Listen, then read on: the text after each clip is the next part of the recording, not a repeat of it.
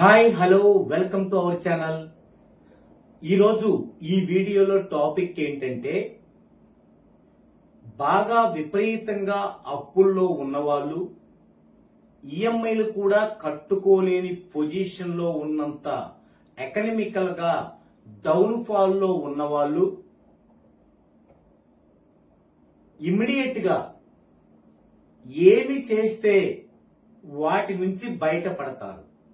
సహజంగా అందరూ ఏం చేస్తారు, స్ట్రగుల్లో ఉన్నప్పుడు మన యొక్క సాంప్రదాయాలని, మన యొక్క నమ్మకాలని తప్పనిసరి పరిస్థితుల్లో ఇష్టపడతారు, ఫాలో అవుతారు. దానివల్ల ఏమవుతుంది, టైము డబ్బు వృధా అవుతుంది, వేస్ట్ అవుతుంది.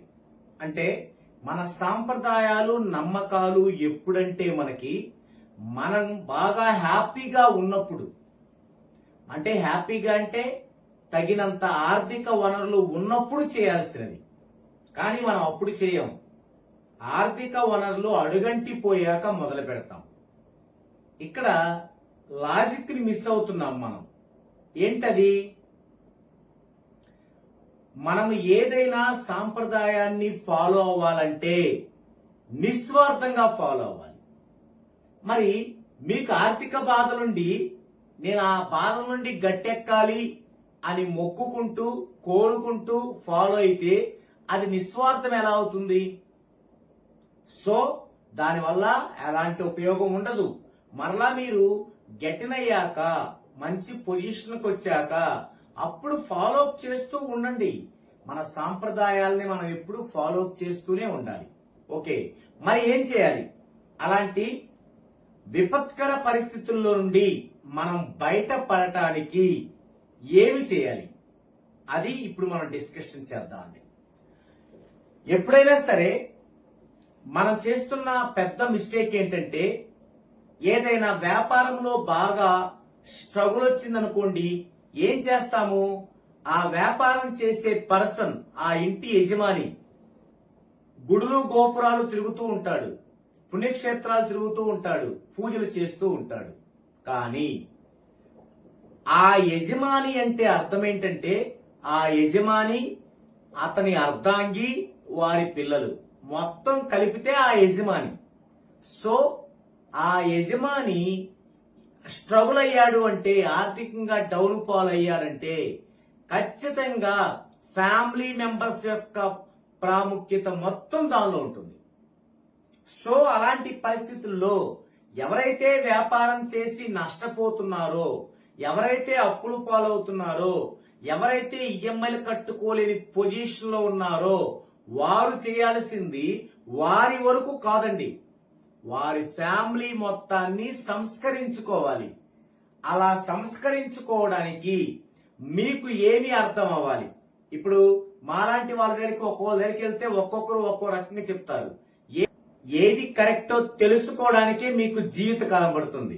కాబట్టి అలా కాకుండా మీకై మీరు తెలుసుకునేలాగా ఇందులో చెప్తాను. ఫ్యామిలీ మెంబర్స్ మొత్తాన్ని ఒక చోట రాసుకోవాలి, వారి పేర్లు, వారి యొక్క డేట్ ఆఫ్ బర్త్. ఇది ఈ విధంగా ఎగ్జాంపుల్ చెప్పడానికి ఈ విధంగా ఒక ఫ్యామిలీని రాశాను. హర్ష సాయి 24/3/1990, సుమతి భార్య 17/5/92, Sreeja first children daughter 22/7/2016, Sumanth second son 10/10/2021. Okay, సరే ఏం చూడాలి ఫ్యామిలీలో? ఫస్ట్ ఫ్యామిలీ మెంబర్స్ యొక్క డేట్ ఆఫ్ బర్త్ చూడాలి. సెకండ్ వారి యొక్క డేట్ ఆఫ్ బర్త్ ప్యాటర్న్ చూడాలి. థర్డ్ వారి నేమ్స్ లో బ్యాడ్ నెంబర్స్ లేకుండా చూడాలి. ఫోర్త్ వారి యొక్క సౌండ్ ఫ్రీక్వెన్సీ ఎంత ఉందో చూడాలి. ఫిఫ్త్ ఫ్రోనాలజీ నెగిటివ్ సౌండ్స్ ఏమైనా ఉన్నాయో చూడాలి. ఈ 5 కూడా పర్ఫెక్ట్ గా ఉంటే మీకు ఆ పరిస్థితి ఉండదు.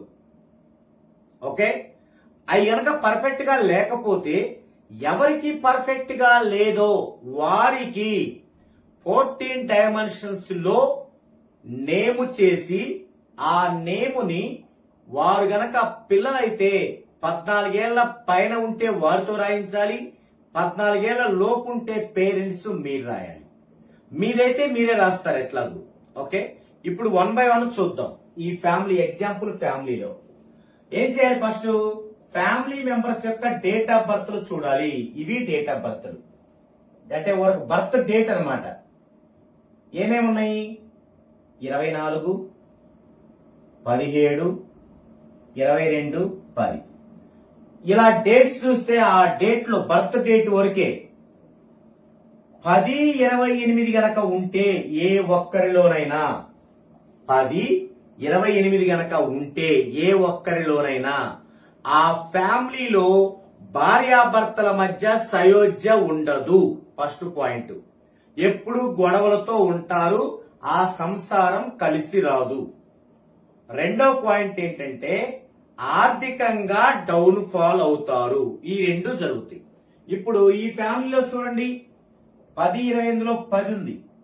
ఇది బాబుకుంది 10.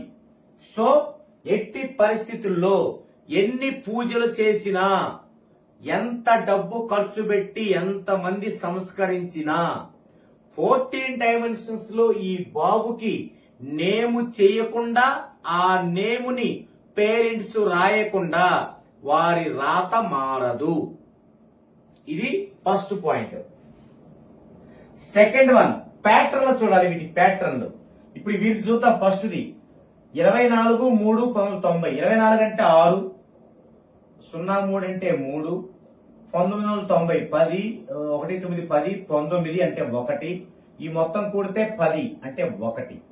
తర్వాత సుమతి యొక్క ప్యాటర్న్ చూద్దాం. 8, 5, 10, 19, 21 3. ఈ 3 కూడాలి. 8, 16, 7. శ్రీజ 22, 4, 07, 7, 3, 6, 9, 4, 7, 11, 9, 20 అంటే 2. సుమంత్ 10 అంటే 1, 1, 2021 5, 7. ఈ విధంగా నలుగురి అంటే ఆ ఫ్యామిలీ ఎంతమంది ఉంటే అంతమంది ప్యాటర్న్స్ తీసుకోవాలి. ఈ ప్యాటర్న్స్ లో ఫస్ట్ చూడాల్సిన పాయింట్ ఏంటంటే డెస్టినీలు. ఇవన్నీ డెస్టినీలు, ఇవన్నీ డెస్టినీలు. ఇక్కడ భార్యాభర్తల డెస్టినీలు హార్మోనీలో ఉండాలి.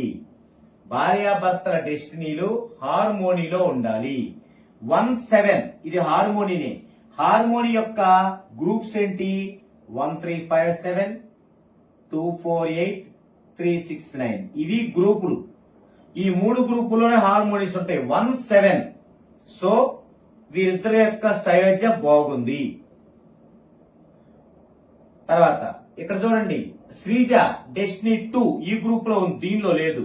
కానీ సుమంత్ ఈ గ్రూప్ లో ఉంది. అంటే వీరి మాట బాబు వింటాడు కానీ పాప వినదు, అది వేరే విషయం. ఓకే, వీరిద్దరి మధ్య సయోధ్య బాగుంది. ఫస్ట్ పాయింట్ అయిపోయింది. ఇక రెండో పాయింట్ ఏంటి? డెడ్ యాంటీ కాంబినేషన్స్ ఉండకూడదు. ఏమిటి డెడ్ యాంటీ కాంబినేషన్స్? 1, 6, 1, 7, 2, 9, 3, 7, 3, 8, 4, 7. ఇవి ఉన్నాయని చూద్దాం. ఫస్ట్ చూస్తే 6, 1 ఇదిగో ఇది ఉంది, డెడ్ యాంటీ ఉంది. ఇది యజమానిలో హర్ష స్థాయిలో. రెండో దాంట్లో చూస్తే 8, 3 ఉంది. 8, 3 ఉంది, 3, 7 ఉంది.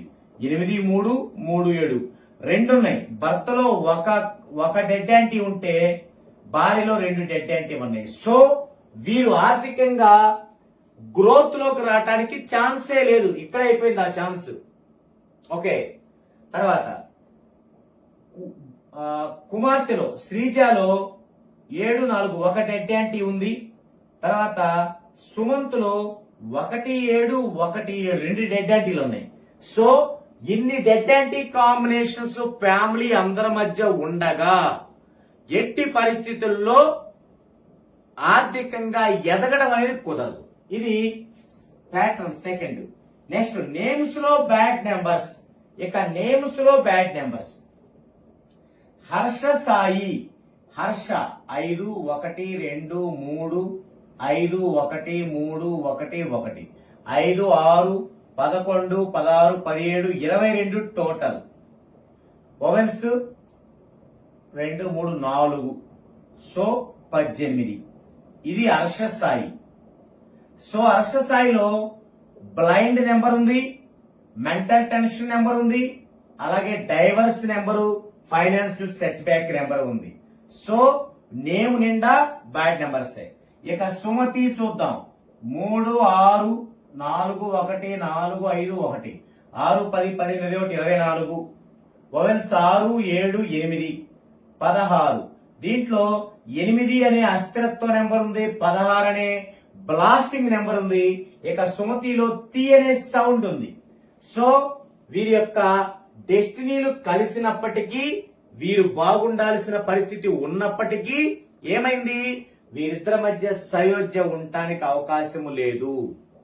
ఇక శ్రీజ 3 2 1 1, అప్పుడు 3 5 8 తీస్తే 2 తీస్తే 6 అంటే 8 అస్థిరత్వ సంఖ్య, ఇది బ్యాడ్ నెంబరు. సుమంత్ 3 6 4 1 5 4 5 10 15 19 25 28.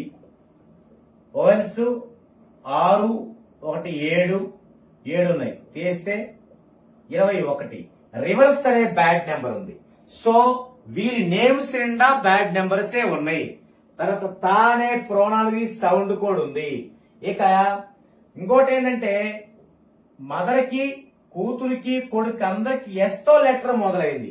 ఎవరికైతే ఎస్ తో లెటర్ మొదలవుతుందో వారికి డీప్ థింకర్స్ అవుతారు, డీప్ గా థింక్ చేసేటువంటి పరిస్థితులు ఏర్పడతాయి.